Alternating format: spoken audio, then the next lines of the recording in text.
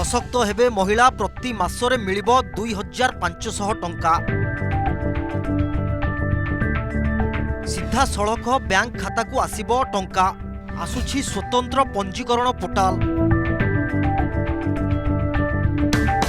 महिलांको पाई सरकार आनिबाकू जाउछंती दिल्ली लक्ष्मी योजना।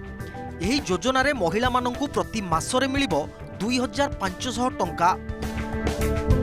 किए पाइबो एही लाभ आउ केमिति करिवे आवेदन, चलंतु जानिबा संपूर्ण रिपोर्ट।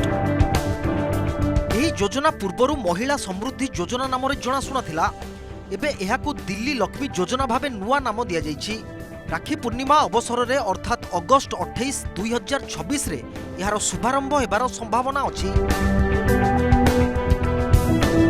मोट 17 लाख महिलांकू एहार लाभ मिलिबो बोली सरकार आकलन करिसंती। एबे चलंतु जानिबा एही योजना पाई कोन रहिछि योग्यता बा शर्तावली।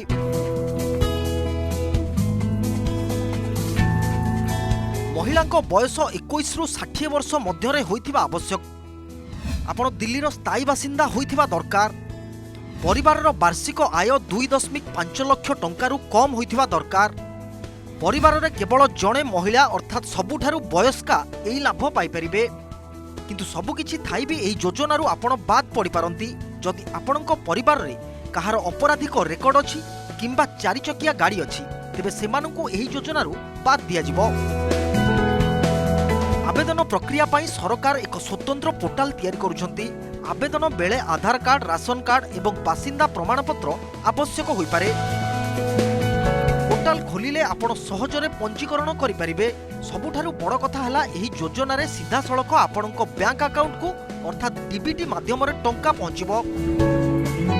एबे एही योजना संपर्क रे अधिक सूचना पाई एबे सब्सक्राइब करंतु OTV digital. Bureau report, OTV digital.